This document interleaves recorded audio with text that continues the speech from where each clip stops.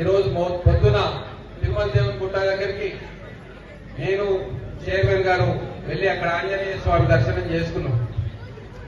అక్కడికి పోయి చూస్తే మహబూబ్ నగర్ పట్టణం ఎంత పురాతనమైనదో ఆ తిరుమల దేవుని గుట్ట మీద ఉన్న ఆంజనేయ స్వామి కూడా అంత పురాతనమైనది. అటువంటి పురాతన ఆలయాలు మన పట్టణంలో అనేకం ఉన్నాయి. వాటన్నిటిని కూడా మన హిందూ సోదరులు అందరూ సంకల్పం తీసుకొని వాటికి పునర్వైభవం తీసుకురావాల్సిందిగా ఈ హనుమత్ జయంతి సందర్భంగా మనందరం కూడా సంకల్పం తీసుకోవాలని చెప్పి నేను కోరుకుంటూ ఈ కార్యక్రమానికి అశేషంగా విచ్చేసిన భక్తజనులు, అమ్మలు, అక్కలు అందరికీ కూడా హృదయపూర్వకమైన శుభాభినందనలు, హనుమత్ జయంతి శుభాకాంక్షలు తెలియజేసుకుంటూ ముగిస్తున్నాను. జై శ్రీరామ్. సందర్భంగా ఈరోజు అశేషంగా ఇక్కడికి వచ్చినటువంటి రామ భక్తులు, వీర హనుమాన్ భక్తులు అందరికీ కూడా పేరు పేరున శుభాకాంక్షలు తెలియజేస్తా ఉన్నాను. ఈ హనుమత్ జయంతికి ఒక ప్రత్యేకత ఉంది. రామ భక్తులైనటువంటి హనుమాన్ జయంతి 500 సంవత్సరాలుగా ఎదురు చూస్తున్నటువంటి రామ భక్తులకు ఈ భారతదేశంలో నరేంద్ర మోదీ గారి యొక్క చేతుల మీదుగా అయోధ్యలో రామ మందిరం, దివ్యమైన భవ్యమైన రామ మందిరంలో జనవరి 22న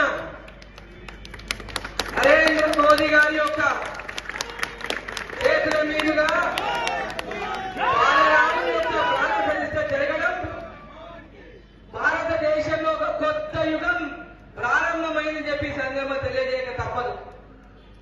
రాబోయే కాలంలో రామరాజ్యం ఈ భారతదేశంలో స్థాపించడానికేనేమో ఇన్నేళ్ల నుంచి కానటువంటి ఆ రామ మందిర నిర్మాణం, బాలరాముని ప్రతిష్ట మోదీ గారి చేతుల మీదుగా జరిగింది. శ్రీరామనవమి ఈ రోజు జరుగుతున్నటువంటి హనుమత్ జయంతి రాముడు తన సొంత ఇంటిలోకి ప్రవేశించిన తర్వాత జరుగుతున్నటువంటి మొట్టమొదటి శ్రీరామనవమి, ఈ రోజు హనుమత్ జయంతి.